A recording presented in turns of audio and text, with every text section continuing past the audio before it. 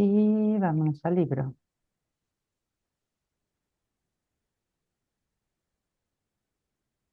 Bien. Hola, buenas noches. ¿Qué tal, Mariana? Buenas noches. Buenas noches, Mariana. Bueno, pues estamos en el capítulo 27, ¿sí? Creo, 27. Vimos la sección 4 la semana pasada y hoy nos toca la 5. Aquí ya está. El ejemplo de la curación. Bueno, pues vamos a empezar si ustedes gustan. Yo creo que alcanzamos a leer unas 2 secciones. Vamos a ver. Bien, pues ya estamos aquí. El ejemplo de la curación. La única manera de curar es ser curado. El milagro se extiende sin tu ayuda, pero tú eres esencial para que pueda dar comienzo. Acepta el milagro de curación y se extenderá por razón de lo que es.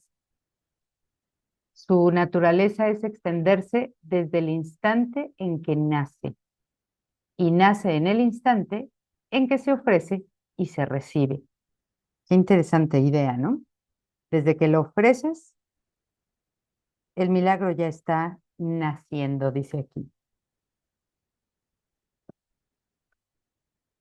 Nadie puede pedirle a otro que sane, pero puede permitirse a sí mismo a ser sanado y así ofrecerle al otro lo que él ha recibido. ¿Quién podría ofrecer al otro lo que él mismo no tiene?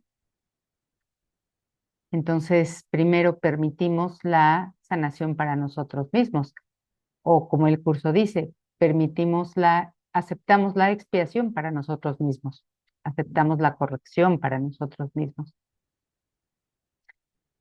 ¿Y quién podría compartir lo que se niega a sí mismo? El Espíritu Santo te habla a ti, no a otro. Y al escucharle, su voz se extiende porque has aceptado lo que dice.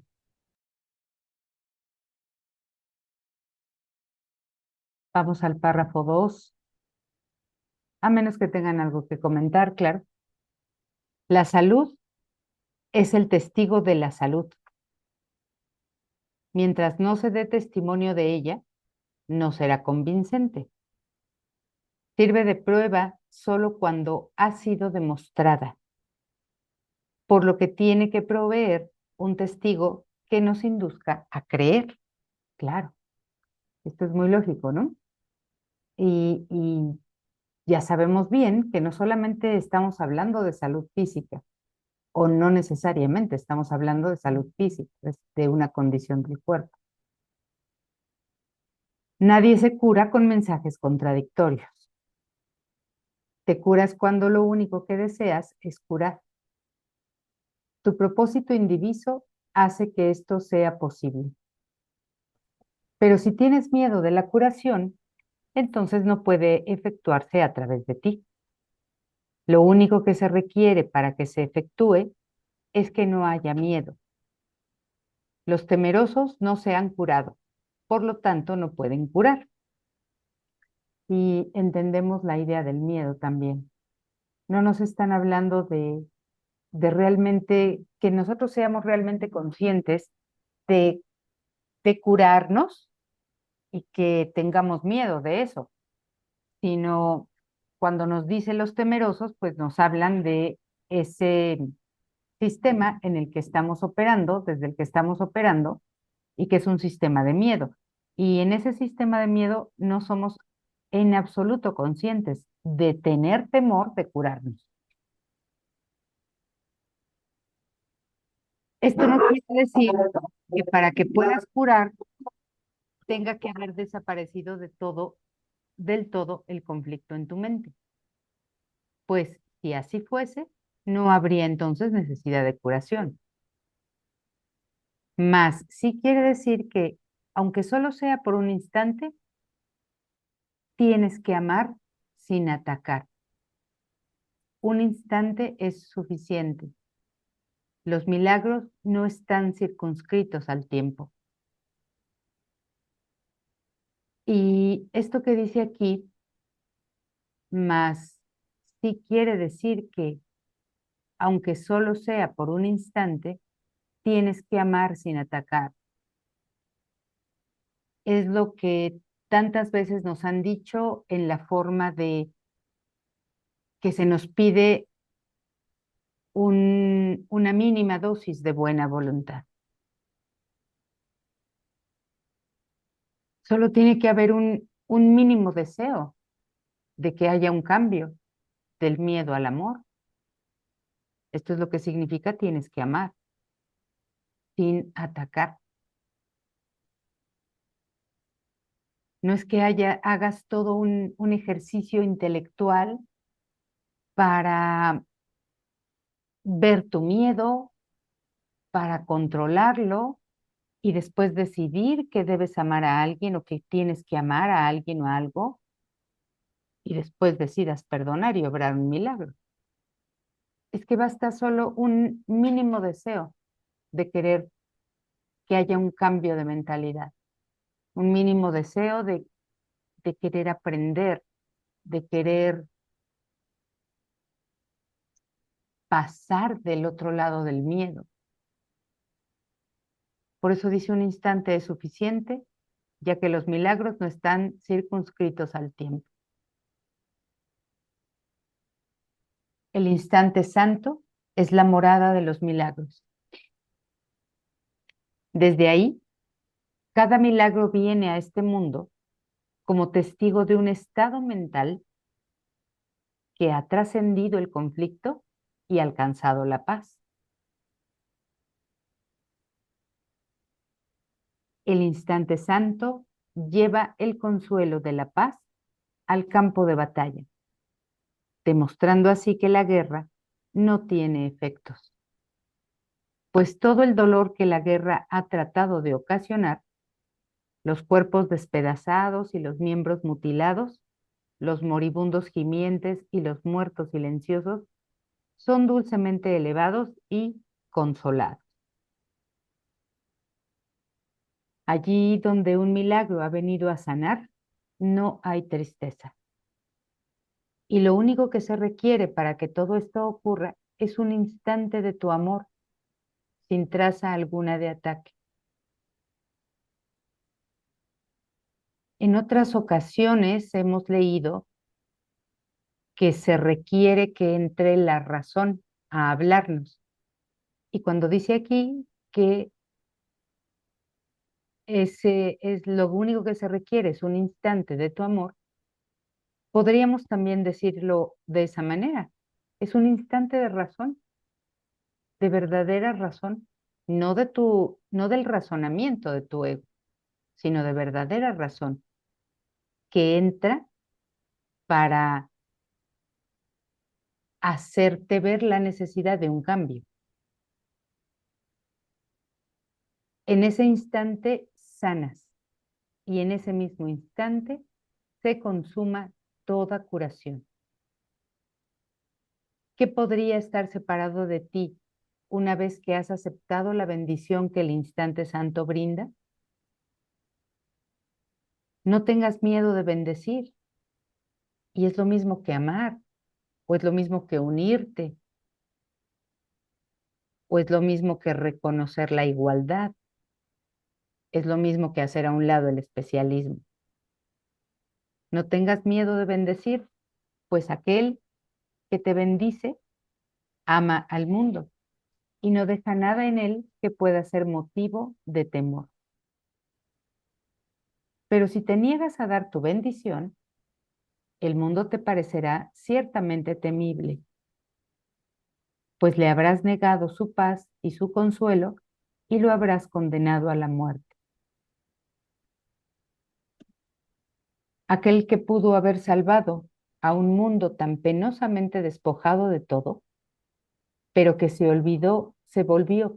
pero que se volvió atrás por temor a ser curado, ¿no vería acaso a ese mundo como una condenación? Los ojos de los moribundos reflejan reproche y el sufrimiento susurra. ¿De qué tienes miedo? Examina detenidamente su pregunta. La hace en tu nombre. El mundo agonizante tan solo te pide que dejes de atacarte a ti mismo por un instante para que él pueda sanar.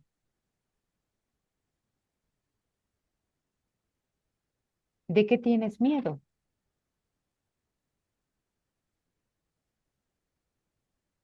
¿No tienes miedo de enfermar? ¿No tienes miedo de morir? De lo que tienes miedo es de sanar y de vivir. Tú quieres seguir manteniendo un mundo agonizante, un pensamiento agonizante, una idea de ti que agoniza.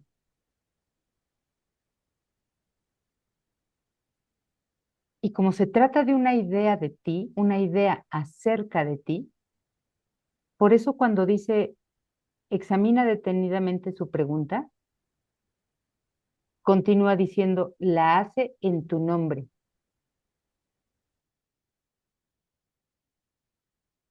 porque se trata de ti.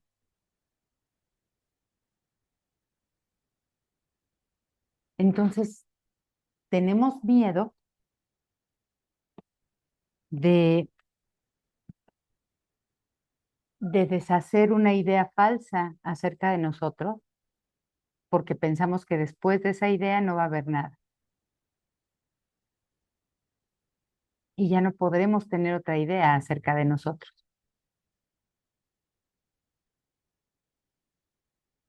Pero claro que podemos tener una idea acerca de nosotros después de que la falsa idea sea deshecha. Ven al instante santo y sé curado, pues nada de lo que recibes ahí se olvida cuando regresas al mundo. Y al haber sido bendecido, traerás bendiciones contigo. Se te da vida para que se la impartas al mundo moribundo. Y los ojos dolientes ya no acusarán, sino que brillarán con agradecimiento hacia ti que los bendijiste.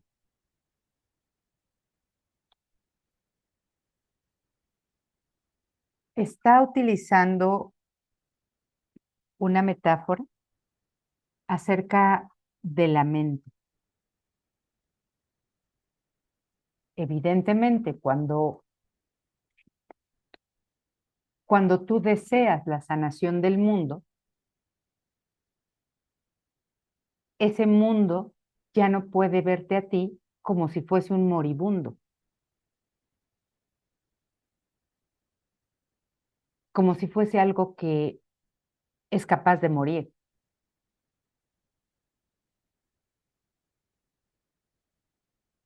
Por eso dice aquí que los ojos dolientes ya no acusarán, sino que brillarán con agradecimiento hacia ti que los bendijiste.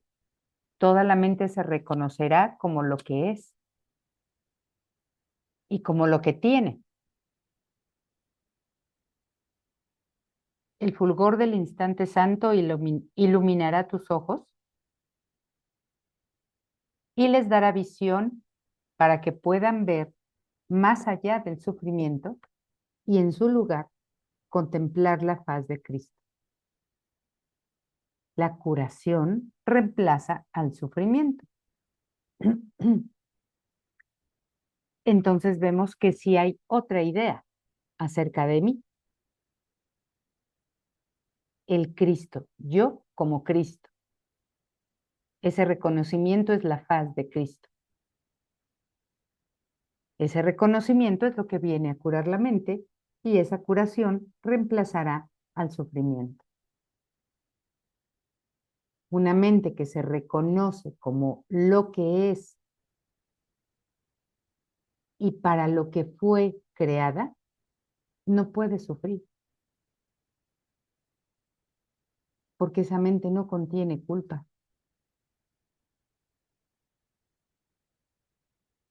El que ve la faz de Cristo no lo puede percibir, pues ambas cosas no pueden estar presentes a la vez.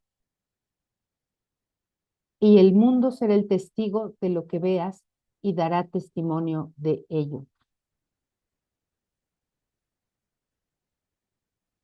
Una idea renovada acerca de ti en este mundo, en este sueño, también tendrá que salir fuera, también tendrá que proyectarse. En alguna parte el curso dice, ahora intentaremos una nueva, y la palabra nueva está entre comillas, una nueva forma de proyección. Y es esta. Esa idea ahora también se proyectará para que la percibas en el mundo, para que el mundo sea testigo de lo que estás pensando, de la idea nueva que estás teniendo acerca de ti. Por eso dice, dará testimonio de ello. Así pues, lo único que el mundo requiere para poder sanar es tu curación. Para aquellos que a veces preguntamos, ¿y cómo puedo ayudar a tal persona? ¿Y cómo puedo hacer que la otra persona se dé cuenta que no tiene problemas o que no está enferma o que ella puede con algo? Pues tienes que sanar tú, no la otra persona.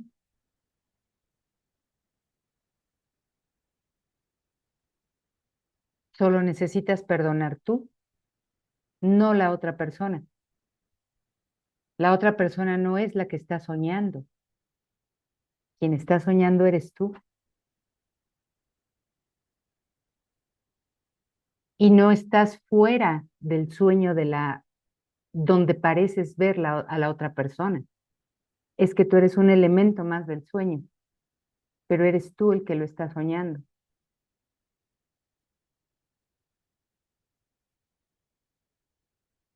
Solo necesita una lección que se haya aprendido perfectamente. Y de esta manera, cuando tú la olvides, el mundo te recordará dulcemente lo que le enseñaste. Debido a su agradecimiento, no dejará de prestarte apoyo a ti, que te dejaste curar para que él pudiera vivir. Invocará a sus testigos para mostrarte la paz de Cristo.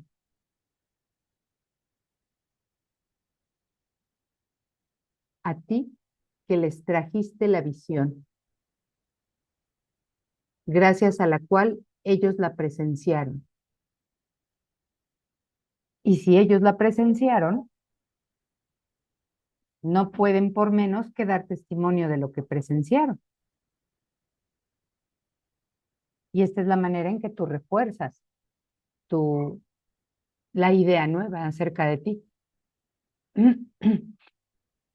El mundo de acusación es reemplazado por otro en el que todos los ojos se vuelven amorosamente hacia el amigo que les trajo su liberación. Y tu hermano percibirá felizmente los muchos amigos que antes consideraba enemigos. Esa es la parte visible de la extensión del milagro. Ciertamente habrá recibido también el milagro en su mente, pero en el mundo, en las formas, todas sus relaciones tienen que irse transformando, tienen que irse sanando, porque el milagro es una expresión de amor máximo.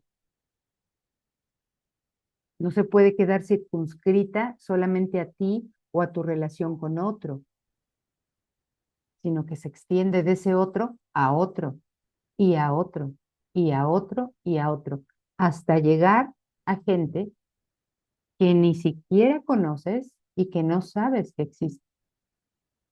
Esto lo encontramos en los principios de los milagros. Aunque los problemas no son algo concreto, se manifiestan en formas concretas. Y son estas formas las que configuran el mundo. Nadie entiende la naturaleza de su problema, pues de lo contrario, ya no estaría ahí para que él lo pudiese ver.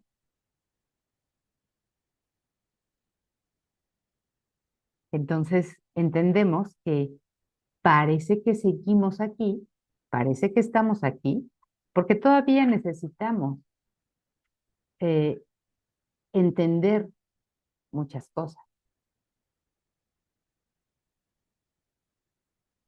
poder reconocer muchas cosas. Todavía necesitamos el aprendizaje, vaya. El aprendizaje no concluye, pues hasta que concluye. Y cuando concluye, ya no hay mundo que ver. ¿Para qué lo querría? ¿Para qué seguiría estando ahí?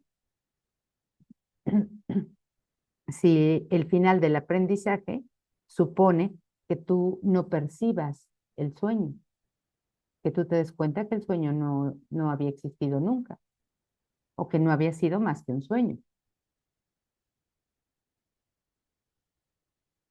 La naturaleza misma del problema es que no es un problema. Sin embargo, mientras él lo perciba así, no podrá verlo tal como es. La curación, en cambio, es evidente en situaciones concretas y se generaliza para incluirlas a todas. Aquí está la expresión del amor que se extiende. Esto se debe a que todas ellas son realmente la misma situación, a pesar de sus diferentes formas. La finalidad de todo aprendizaje es la transferencia, la cual se consuma cuando dos situaciones distintas se ven como la misma, ya que lo único que se puede encontrar en ellas son elementos comunes. Esto, no obstante, solo lo puede lograr uno que no ve las diferencias que tú ves. No eres tú quien lleva a cabo la transferencia de lo que has aprendido. Pero el hecho de que dicha transferencia ya se haya llevado a cabo, a pesar de todas las diferencias que ves, te convence de que esas diferencias no podían ser reales. ¿Tienen algún comentario hasta aquí o vamos bien?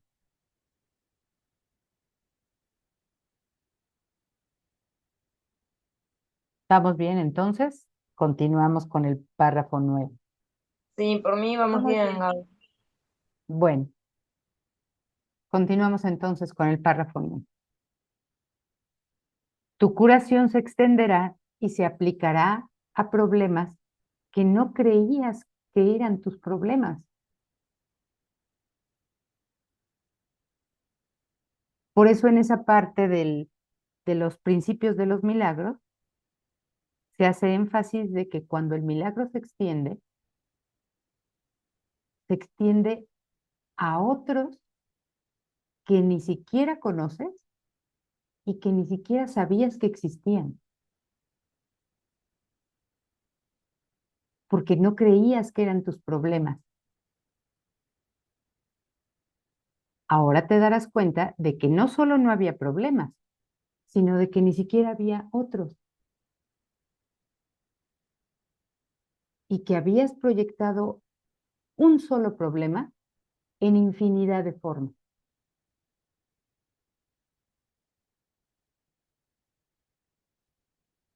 La mentalidad con ego siempre ocultará esto de tu conciencia, diciéndote precisamente que como tú no conoces a todas las personas en el mundo y no sabes cuáles son sus problemas, pues no son nada que tenga que ver contigo. Pero todo tiene que ver contigo, absolutamente todo.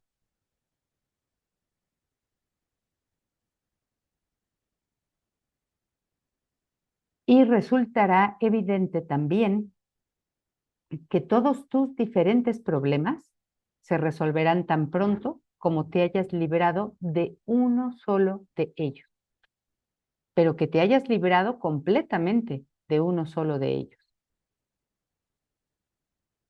No puede ser que sus diferencias sean las que hayan hecho que esto sea posible, pues el aprendizaje no puede saltar de una situación a su opuesto y obtener los mismos resultados. Toda curación debe proceder de manera ordenada. Y esto ya lo hemos hablado con anterioridad. Una vez que el miedo es eliminado o es deshecho, el amor entra a ocupar su lugar. Y el amor no hace otra cosa en tu mente más que ordenar lo que parecía estar desordenado. Entonces entendemos esta línea. Perdón. Toda curación debe proceder de manera ordenada, de acuerdo con leyes que han sido percibidas correctamente y que no se han violado. No dejes que la manera en que las percibes te haga sentir miedo. Estás equivocado, pero hay alguien dentro de ti que está en lo cierto. Es decir, que no has podido violar las únicas leyes que existen. No has podido violar la ley del amor, aunque creas que has podido. Deja pues la transferencia de tu aprendizaje en manos de aquel que realmente entiende sus leyes y que se asegurará de que permanezcan invioladas e ilimitadas. Creo que esto lo hablamos la clase pasada, cuando hablábamos de las imágenes. O sea, no fabriques otra imagen que a ti te parece que es de curación y piensas que ya conseguiste la curación. Tú no puedes hacer la transferencia solo, del miedo al amor o de lo enfermo a lo sano. Deja que la transferencia de tu aprendizaje quede en manos de aquel que realmente entiende las leyes de la curación y que se asegurará de que permanezcan invioladas e ilimitadas. Tu papel consiste simplemente en aplicarte a ti mismo lo que él te ha enseñado y él hará el resto. Así es como los diferentes y numerosos testigos de tu aprendizaje te demostrarán el poder de lo que has aprendido. El primer testigo que verás será a tu hermano, pero tras él habrá miles y tras cada uno de estos, 1000 más. Puede que cada uno de ellos parezca tener un problema distinto del de los demás, mas todos se resolverán al unísono. Y puede ser que aunque todos se resuelvan al unísono, todos se resuelvan en la mente y en los fragmentos de mente, haya uno que no acepte la curación.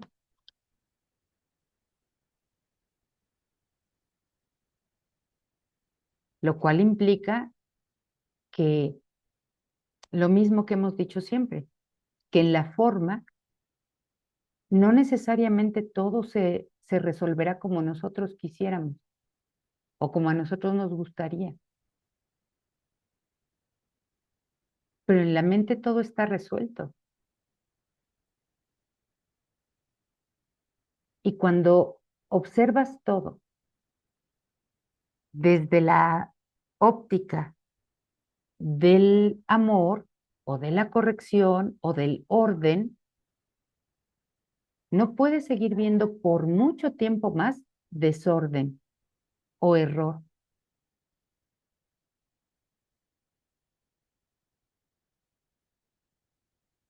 Y su común resolución demostrará que las preguntas no podían haber sido distintas. Que la paz sea contigo a quien se le ofrece curación. Y comprenderás que se te da la paz cuando aceptas la curación para ti mismo. No necesitas ser consciente de toda su valía para entender que te has beneficiado de ella. Lo que ocurrió en aquel instante en que el amor entró sin ninguna traza de ataque, permanecerá contigo para siempre. Tu curación, así como la de tu hermano, será uno de sus efectos. Donde quiera que vayas, contemplarás sus múltiples efectos. Todos los testigos que contemples, no obstante, serán solo una fracción de los que realmente existen. La infinitud no se puede entender contando todas sus partes separadas. Dios te da las gracias por tu curación, pues Él sabe que es un regalo de amor para su Hijo y por lo tanto un regalo que se le hace a Él, un regalo que regresa a Él nuevamente para ser extendido.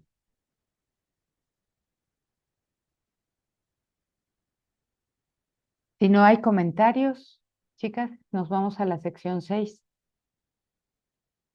los testigos del pecado. El dolor demuestra que el cuerpo no puede sino ser real.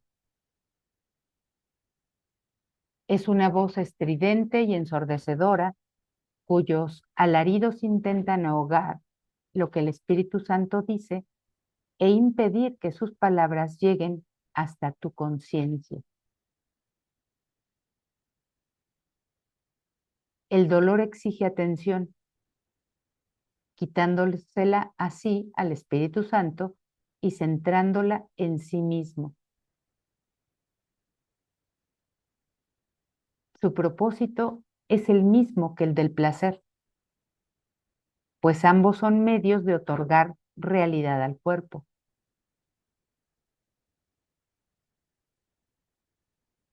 Esto va incluso más allá de lo que venimos hablando siempre,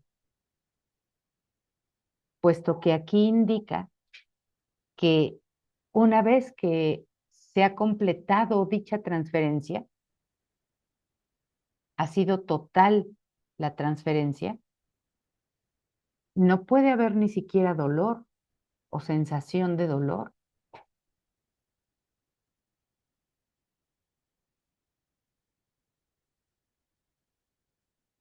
Y pues por supuesto que no hemos llegado ahí.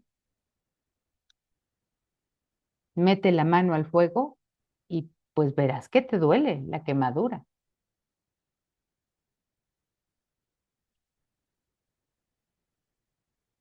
Entonces el propósito del dolor es el mismo que el del placer, pues ambos son medios de otorgar realidad al cuerpo. Lo que comparte un mismo propósito es lo mismo. Esto es lo que estipula la ley que rige todo propósito, el cual une dentro de sí a todos aquellos que lo comparten.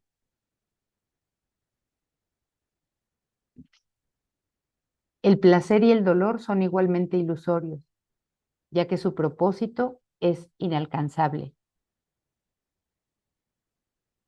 Y aquí vamos entendiendo otras cosas. Que cuando se siente dolor, esto no quiere decir que la mente no esté o no vaya sanando. Puede sentir dolor, pero ya no está sufriendo. Y eso ya es un cambio. No es una transferencia total, pero es un cambio hacia la transferencia total.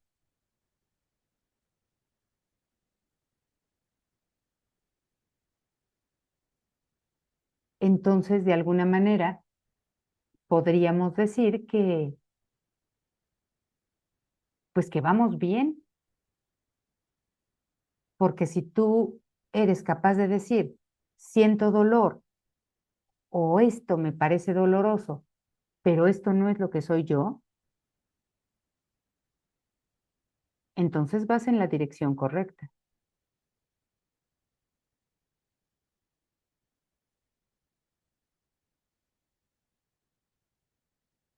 Por lo tanto, son medios que no llevan a ninguna parte, pues su objetivo no tiene sentido y comparten la falta de sentido de que adolece su propósito. El pecado oscila entre el dolor y el placer y de nuevo al dolor, pues cualquiera de estos testigos es el mismo y solo tienen un mensaje. Te encuentras aquí, dentro de un cuerpo, y se te puede hacer daño. También puedes tener placer, pero el coste de este es el dolor. A estos testigos se unen muchos más. Cada uno de ellos parece diferente porque tiene un nombre distinto y así parece responder a un sonido diferente.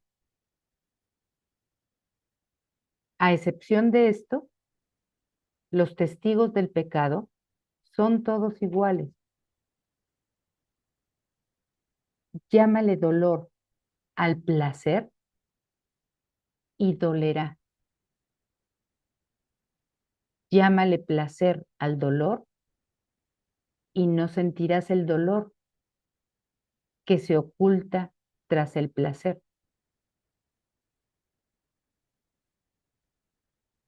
Los testigos del pecado no hacen sino cambiar de un término a otro según uno de ellos ocupa el primer plano y el otro retrocede al segundo. Aquí lo que parece detenernos en el dolor no es que realmente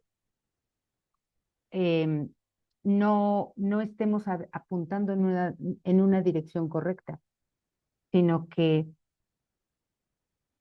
lo que parece no trascenderlo es que tratamos de reemplazar una ilusión con otra y no con la verdad.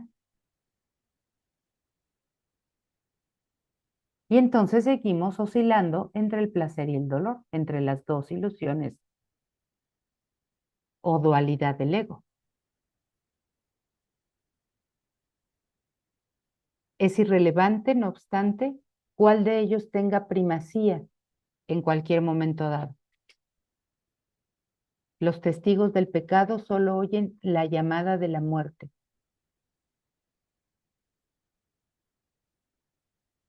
Si ya no oscilas entre el dolor y el placer y pareces estar solamente en uno y reconoces que eso tampoco eres tú, podríamos estar hablando de que eso está a punto de trascenderse.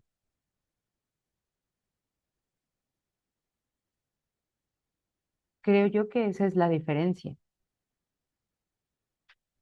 Pero si oscilas de una ilusión a otra y sigues pensando que cualquiera de esas dos eres tú, entonces la trascendencia todavía no está cerca.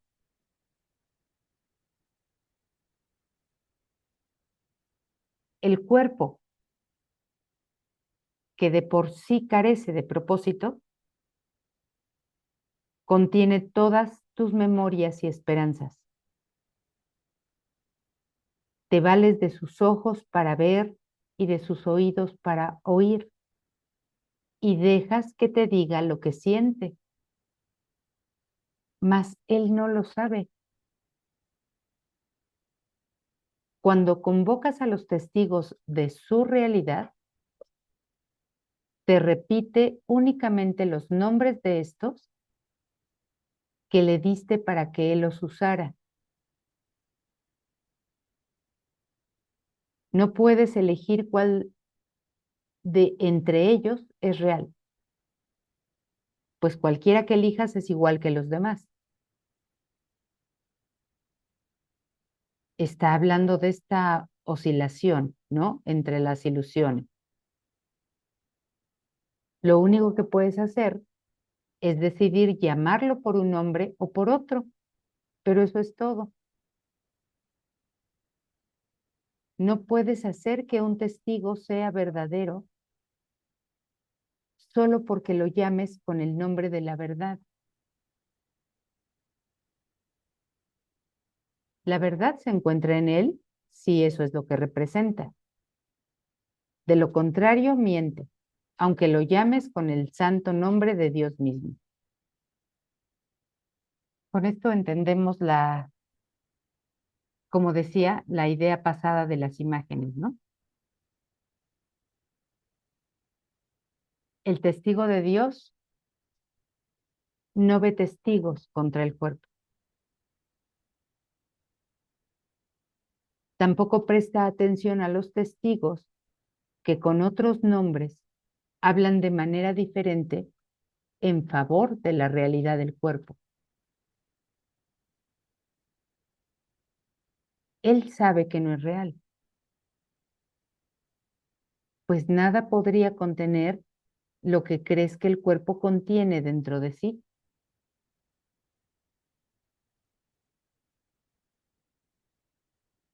El cuerpo no puede contener el espíritu. El cuerpo no puede contener la vida. El cuerpo no puede contener la verdad. El cuerpo no puede decirle a una parte de Dios cómo debe sentirse o cuál es su función.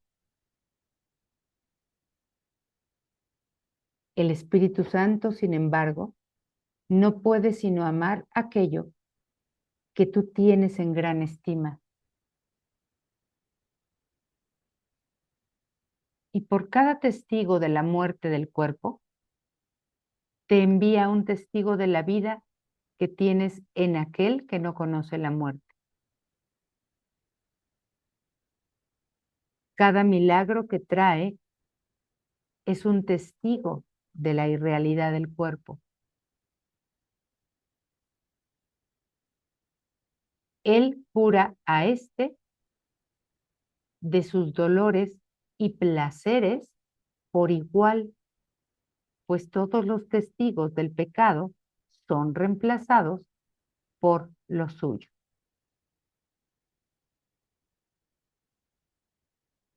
El milagro no hace distinciones entre los nombres con los que se llama a los testigos del pecado. Demuestra simplemente que lo que ellos representan no tiene efectos.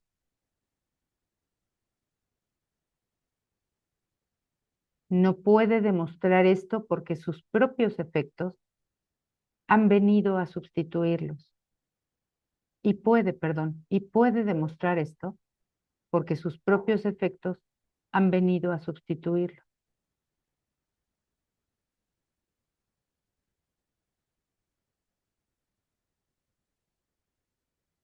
Este tema sigue siendo complicado para nosotros porque, porque lo que nosotros tenemos como más valioso en este mundo, en este sueño, siempre es el cuerpo. No hay otra cosa aquí que valga más que lo que creemos que el cuerpo vale.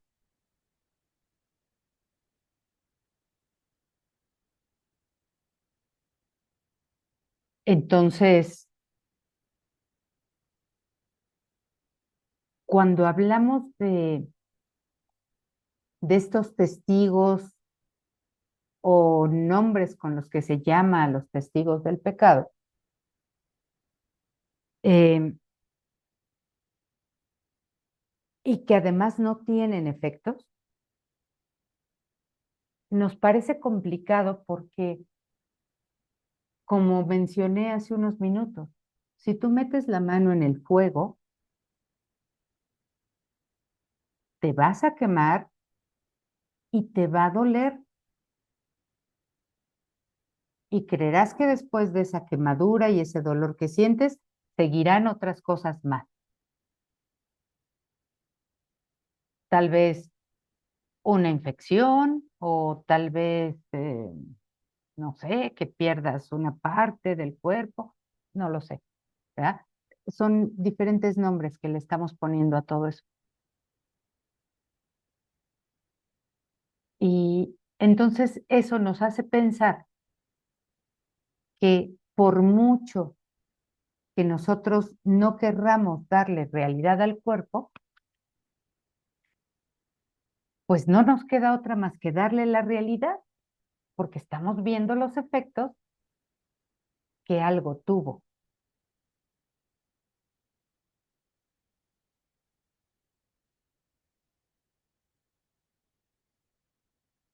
Tampoco quiere decir que si tú crees ser espíritu o que aceptas plenamente que eres espíritu,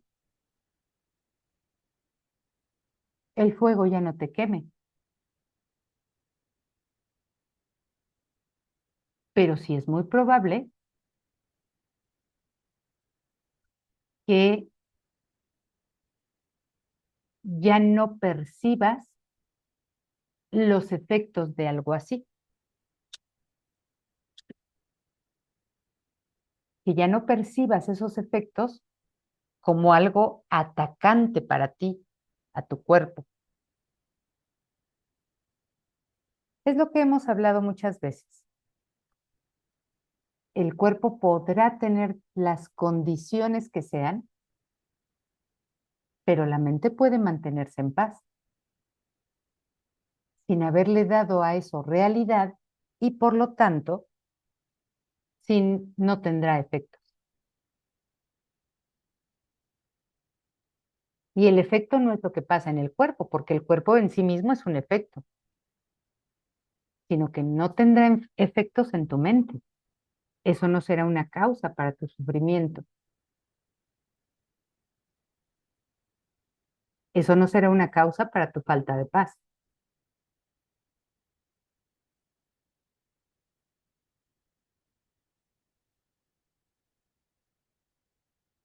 Y creo que va por aquí estas líneas. El milagro no hace distinciones entre los nombres con los que se llama a los testigos del pecado. Demuestra simplemente que lo que ellos representan no tiene efecto.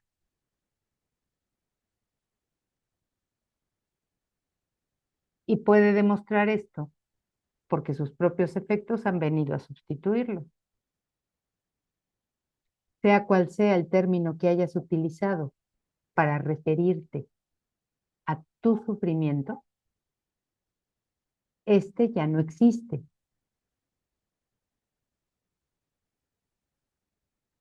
Cualquier nombre que le pongas a tu sufrimiento, este ya no existe. Le puedes llamar culpa, le puedes llamar ataque, le puedes llamar pecado, le puedes llamar ira, miedo, Al haber sido sustituido, pues este ya no existe. Aquel que es portador del milagro percibe que todos estos términos son uno y lo mismo y los llama miedo. Todo era miedo, aunque tú le hubieses puesto muchos nombres. De la misma manera en que el miedo es el testigo de la muerte, el milagro es el testigo de la vida.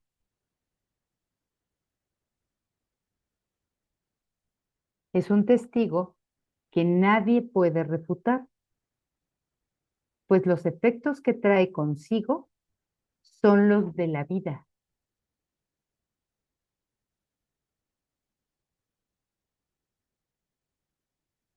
Por eso es que nadie los puede refutar, porque los testigos de la vida, o los efectos de la vida, perdón, pues son los efectos de la paz, de la sensación de paz, de la sensación de estar a salvo, de la sensación de sentirte seguro, pleno, resguardado, contenido, en donde tu ser no ha recibido ningún tipo de cambio.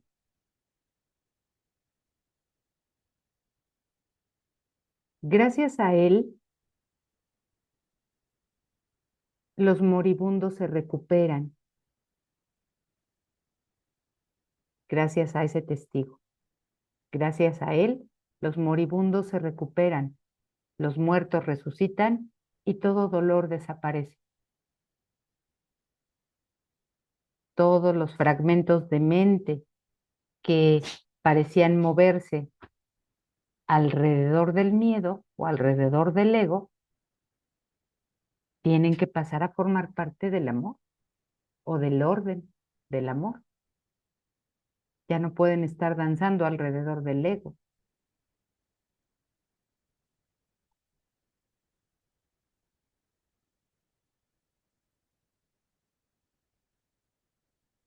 Cuando dice todo dolor desaparece, no quiere decir que ya no te duela algo físico.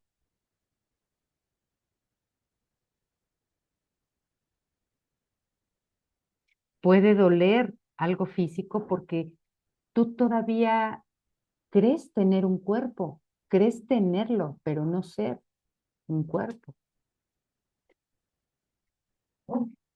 Y ese es el dolor que desaparece, el que ya no creo ser un cuerpo que puede ser dañado. Un milagro, no obstante, no habla en nombre propio, sino solo en nombre de lo que representa.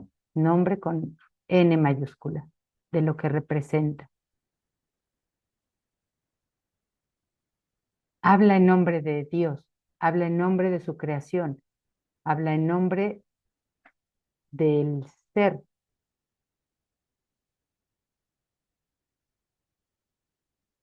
El amor, asimismo, tiene símbolos en el mundo del pecado.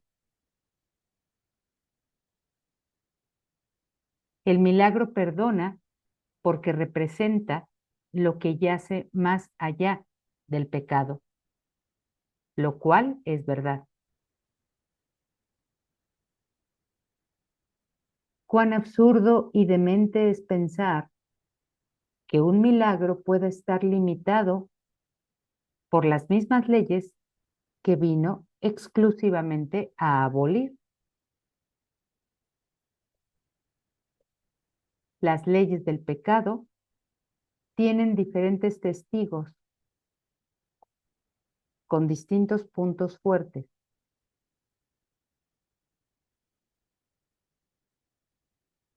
Y estos testigos dan testimonio de diferentes clases de sufrimiento. No obstante, para aquel que envía los milagros, a fin de bendecir al mundo, una leve punzada de dolor, un pequeño placer mundano o la agonía de la muerte no son sino el mismo estribillo, una petición de curación, una llamada de socorro en un mundo de sufrimiento.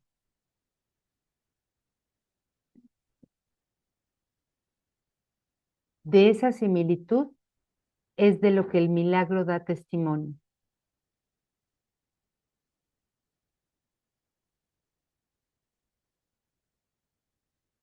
Esa similitud es lo que prueba.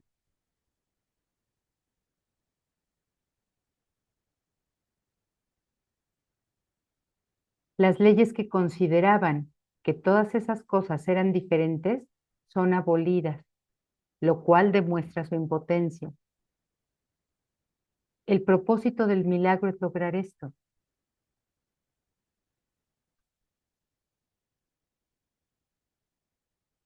Que veas absolutamente todo en este mundo como lo que es una petición de curación, una llamada de socorro en un mundo de sufrimiento.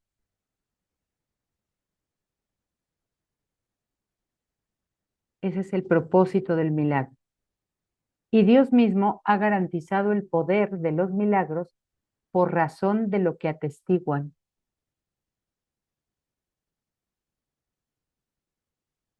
Sé pues un testigo del milagro y no de las leyes del pecado. Sé un testigo de la unidad y no de la separación.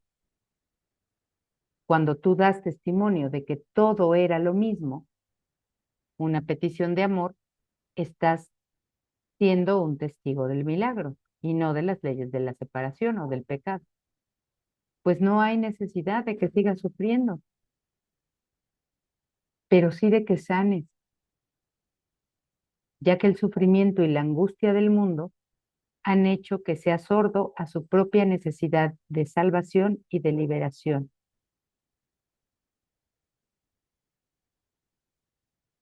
La resurrección del mundo aguarda hasta que sanes y seas feliz para que puedas demostrar que el mundo ha sanado.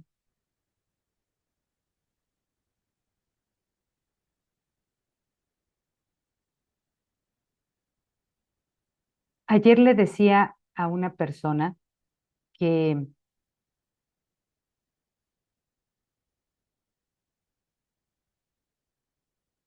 casi siempre prefiero aceptar que soy feliz y no que puedo sufrir. Y esta persona me respondía, se quedó callada unos segundos y cuando respondió dijo, pero entonces si tú puedes ser feliz en lugar de sufrir, pues quiere decir que yo también puedo.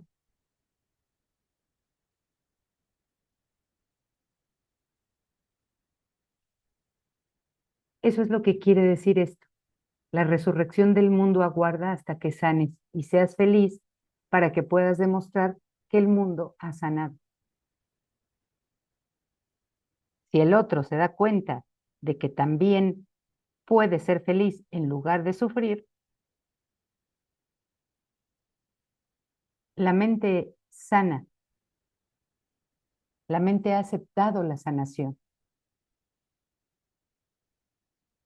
Y ese milagro, digamos, o esa expresión de amor, tiene que extenderse a otros, a tantos como se pueda, si no es que a todos.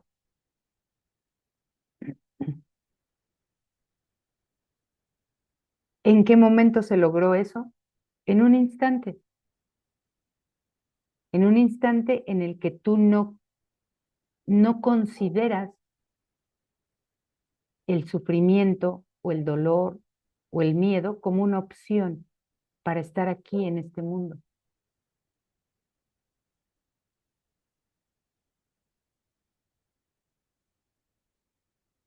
A veces la gente dice, pero ¿de qué otra manera podrías hablar del perdón sin tener que hablar de Dios o del Hijo de Dios o del Cristo? Pues por ahí tenemos muchas lecciones que en sus ideas principales hablan de eso.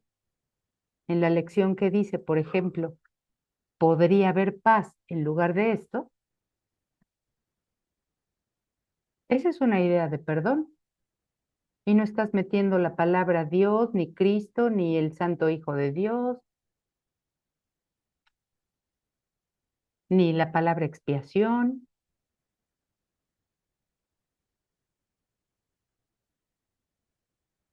Entonces es un instante en el que deseas que se sustituya tu creencia de separación o de pecado o de dolor por otra que no es tuya, que no entiendes y que no puedes inventar, que se te da para que puedas transitar este mundo de una manera más ligera, más feliz. Y como habíamos leído la clase pasada, esa idea todavía le falta estar completa, pero no le falta mucho para que se complete.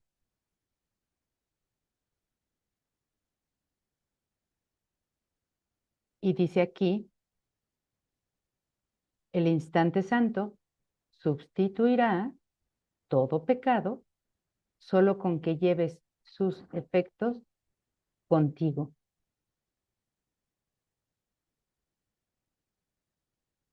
Y nadie elegirá sufrir más.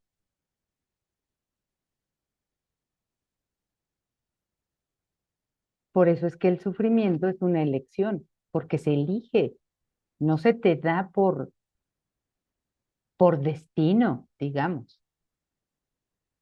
Lo que sí se te da por destino es la felicidad. Eso Dios ya lo eligió por ti.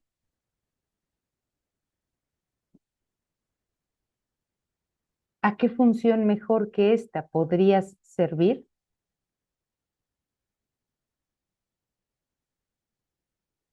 A menos que elijas seguir sirviendo a la función del dolor y del sufrimiento.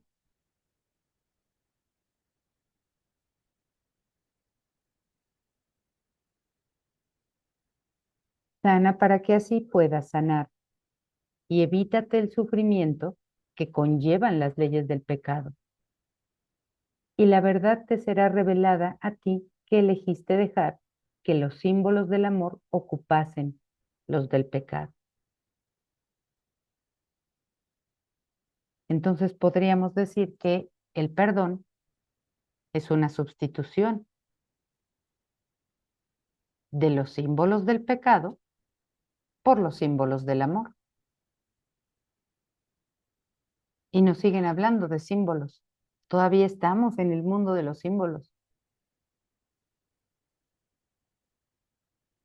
Pero tú puedes elegir el símbolo del amor o de la felicidad en lugar del símbolo del sufrimiento. Y después de tu elección por el símbolo de la felicidad o del amor, esa imagen se completará sola.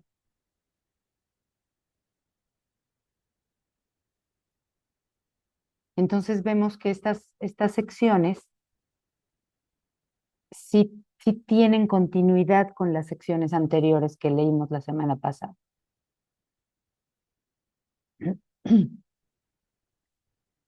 Bien. ¿No hay comentarios, chicas? ¿Vamos bien con todo esto? Vamos bien. Gracias, Carmen. Bueno, pues vamos entonces a leer la sección 7. El soñador del sueño. Sufrir es poner énfasis en todo lo que el mundo ha hecho para hacerte daño.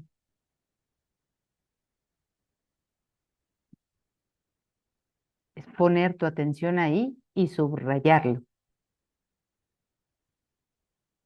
En esto puede verse claramente la versión descabellada que el mundo tiene de la salvación.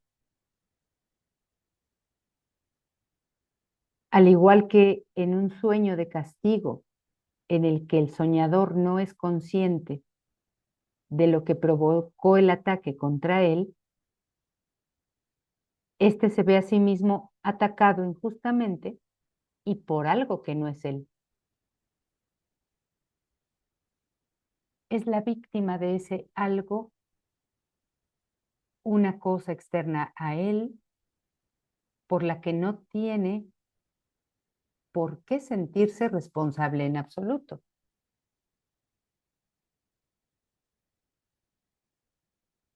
Y esto tiene que ver con lo que leíamos anteriormente también, porque ninguna de las secciones está inconexa.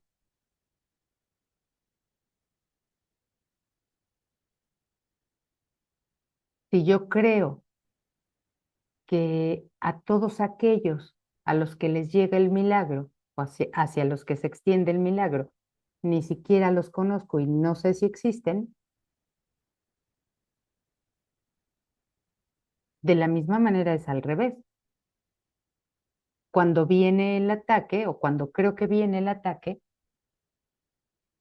yo pienso que viene de algo externo a mí y que no me siento responsable en absoluto porque ni siquiera sé de dónde viene el ataque.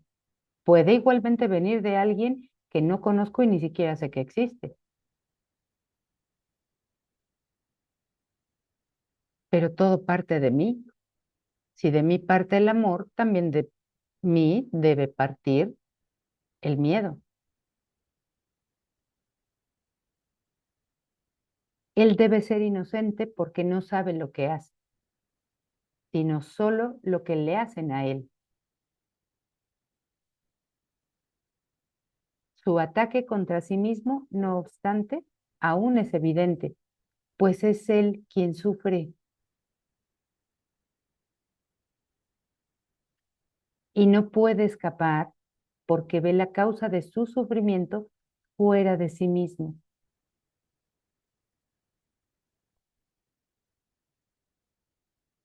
Con estas personas con las que hablaba el día de ayer, también mencionaban la idea de que alguien, o si no es que varios de los que estaban ahí, han sentido en diferentes momentos de su vida el abandono. Y una persona decía, es que mi papá me abandonó. El señor en realidad había muerto, pero esa persona decía que el papá la había abandonado.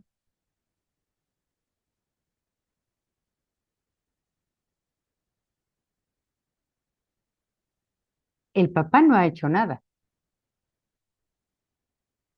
pero ella puede decidir ver eso como abandono y piensa que se lo ha hecho otro, de la manera que sea. Esa persona no puede pensar, no puede reconocer que se ha hecho así, eso a sí misma.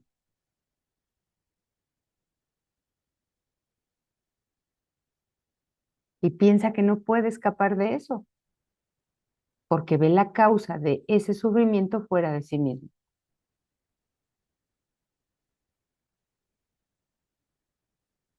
Ahí, ¿por qué se está eligiendo? Pues por el sufrimiento, porque tú estás interpretando esa situación como causa de tu sufrimiento.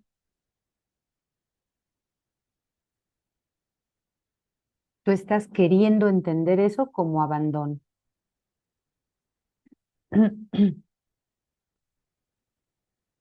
Ahora se te está mostrando que sí puedes escapar.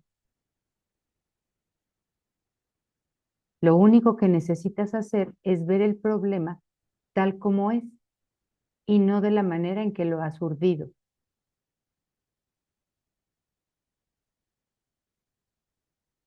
¿Cómo se vio el problema en este caso? Como que alguien está separado de ti. Así urdiste el problema. Por eso puedes pensar que si otro ya no está, es porque te ha abandonado.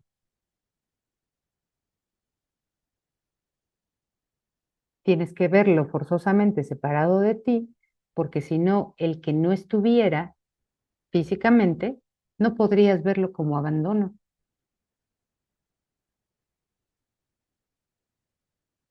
Ha tenido que haber habido ahí una interpretación equivocada con base en la elección que hiciste.